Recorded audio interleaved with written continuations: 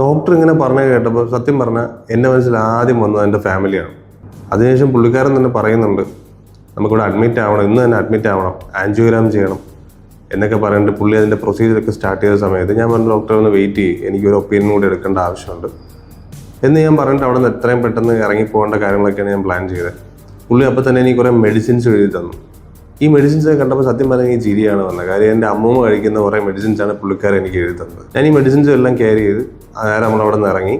പിറ്റേ ദിവസം ഞാൻ പോയി വേറെ ഡോക്ടറെ ഇവിടെ കണ്ടു. ആക്ച്വലി പുള്ളിക്കാരനെ കണ്ട സമയത്ത് എനിക്ക് കിട്ടിയൊരു പോസിറ്റിവിറ്റി എന്ന് പറഞ്ഞാൽ അത് പറഞ്ഞറിയിക്കാൻ പറ്റത്തില്ല. പുള്ളി എന്നോട് ഏകദേശം ഒരു 1 hour ടൈം സ്പെൻഡ് ചെയ്ത് പുള്ളി എന്നോട് സംസാരിച്ചു. എൻ്റെ എല്ലാ കാര്യങ്ങളും ചോദിച്ചു. സ്മോക്കിംഗ് ഉണ്ടോ, ഡ്രിങ്കിങ് ഉണ്ടോ, അതുപോലെ തന്നെ പാരമ്പര്യമായിട്ട് എന്തെങ്കിലും ഹാർട്ട് ഡിസീസ് ഉണ്ടോ, ഇതെല്ലാം പുള്ളി ചോദിച്ച് മനസ്സിലാക്കിയിട്ടാണ് പുള്ളി ട്രീറ്റ്മെന്റ് സ്റ്റാർട്ട് ചെയ്തത് തന്നെ. പുള്ളിക്കാരൻ പറഞ്ഞു, നീ തൽക്കാലത്തേക്ക് മെഡിസിൻസ് കണ്ടിന്യൂ ചെയ്യും, നമുക്ക് ചെറിയൊരു ടെസ്റ്റും കൂടി ചെയ്ത് നോക്കാന്ന് പറഞ്ഞിട്ട് TMT ടെസ്റ്റ് എന്ന് പറയും, ട്രെഡ്മിൽ ടെസ്റ്റ് ഞാൻ ചെയ്തു.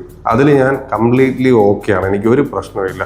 ഭയങ്കര പോസിറ്റീവായിട്ട് ഞാൻ പുള്ളിയുടെ അടുത്ത് പോയി. ടെസ്റ്റ് റിസൾട്ടുമായിട്ട് പോയ സമയത്ത് പുള്ളിക്കാരൻ പറഞ്ഞാൽ ഒന്നും കൂടി നമുക്ക് ആ ഒരു ബ്ലഡ് ടെസ്റ്റ് ഒന്ന് ചെയ്യാന്ന് പറഞ്ഞു. അപ്പൊ അത് ചെയ്ത സമയത്ത് നേരത്തെ ഒരു സ്ലൈറ്റ് ആയിട്ട് ഒരു 90 വേരിയേഷൻ ആണ് ഉണ്ടായിരുന്നത്. ആ സാധനം 290 ആയി. ഏകദേശം ഹ്യൂജ് വേരിയേഷൻ ആണ് പിന്നെ അതിൽ കാണുന്നത്. അപ്പോഴും പുള്ളി വളരെ പോസിറ്റീവായിട്ടാണ് എന്നോട് പറഞ്ഞത്, അതൊന്നും ഒരു പ്രശ്നമുള്ള കാര്യമല്ല, ചില സമയത്ത് ഇങ്ങനെ വേരിയേഷൻസ് വരും, അത് നീ കാര്യമാക്കണ്ട, നിനക്ക് അത്ര പേടിയാണെന്നുണ്ടെങ്കിൽ നമുക്കൊരു MRI സ്കാനിങ് കൂടി ചെയ്യാൻ, കാർഡിയാക് MRI സ്കാനിങ് കൂടി ചെയ്യാന്ന് പറഞ്ഞു. അപ്പൊ എനിക്ക് പറയാനുള്ളതെന്ന് വെച്ച് കഴിഞ്ഞാൽ, നമുക്കിപ്പോ ഒരു ഡിസീസ് ഉണ്ടായെന്ന് കരുതിയിട്ട് നമ്മൾ ഇത്രയും പാനിക് ആവേണ്ട ആവശ്യമില്ല. സത്യം പറഞ്ഞു, ഇത് ആദ്യം എനിക്ക് ആ ഡോക്ടറിനോട് സംസാരിച്ചപ്പോൾ ഉണ്ടായ ഒരു ബുദ്ധിമുട്ടിലാണ് സത്യം പറഞ്ഞാൽ ഞാൻ അത്രയും പാനിക് ആയി പോയത്. ആക്ച്വലി പ്രോപ്പർ ആയിട്ടുള്ള ഡോക്ടറിന്റെ കൺസൾട്ടേഷൻ എനിക്ക് കിട്ടിയ സമയത്ത് ഞാൻ കംപ്ലീറ്റ്ലി ഓക്കെയാണ്, എനിക്കിപ്പം യാതൊരു ബുദ്ധിമുട്ടും തോന്നുന്നില്ല. ഇനി ആ സ്കാനിങ് കൂടി കഴിഞ്ഞ റിസൾട്ട് വന്നാലും പോസിറ്റീവായിട്ട് തന്നെ കാര്യങ്ങൾ കണ്ടപ്പോൾ മുന്നോട്ട് പോവാം.